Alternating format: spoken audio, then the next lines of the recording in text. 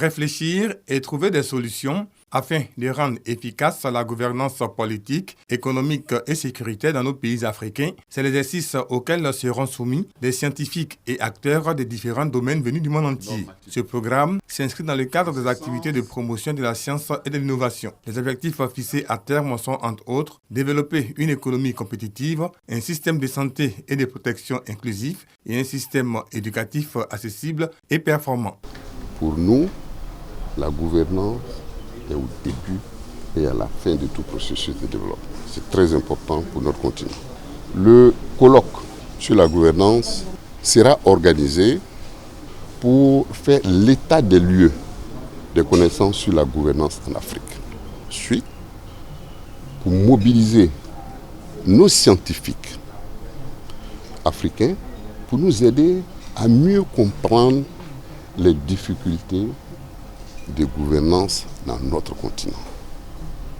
Et ensuite, proposer des solutions pour améliorer la gouvernance dans certains secteurs d'activité comme l'éducation, la santé et la sécurité.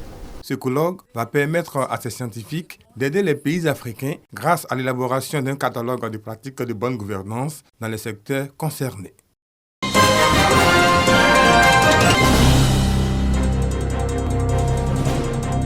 La rage de vaincre, jour de colère, face à Facebook, l'étrange préfet, tribulation et un recueil de témoignages sur Feu le Premier ministre Ahmed Bakayoko sont les 6 œuvres écrites par Vincent Toby Irié, ex-préfet d'Abidjan.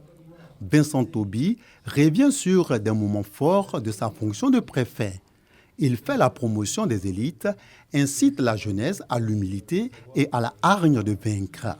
L'ex-préfet d'Abidjan partage des analyses sur les déclinaisons des différentes crises qu'a connues la Côte d'Ivoire. Chacun des livres a une particularité et une certaine orientation.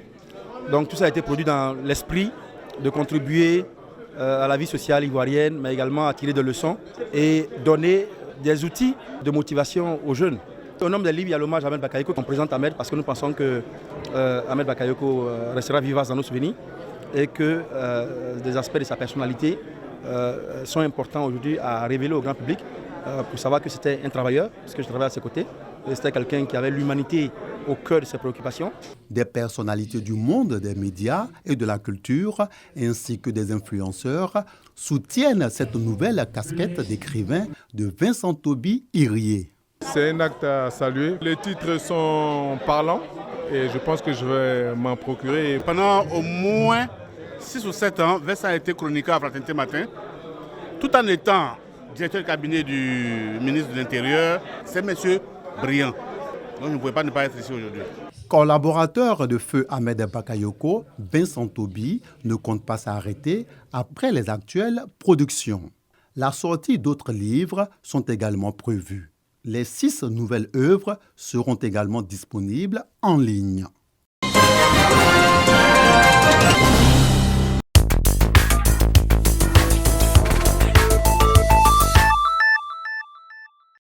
Au moins 26 personnes sont mortes électrocutées mercredi par un câble à haute tension en RDC. Dans sa chute après s'être coupé, la partie chargée de l'électricité est tombée dans un caniveau rempli d'eau de pluie, entraînant la mort de 26 personnes, en majorité des vendeurs et acheteurs du marché Matadi, Kibala.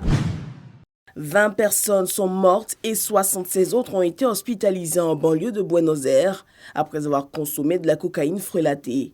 Les autorités ont lancé une mise en garde urgente aux consommateurs ayant acheté de la drogue ces dernières 24 heures.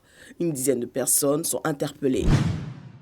Au moins 11 personnes, dont 4 civils, ont été tuées lors de la tentative de coup d'État avorté contre le président Umaru Sissoco Embalo, a indiqué ce jeudi le porte-parole du gouvernement. L'état-major a mis sur pied une commission pour enquêter.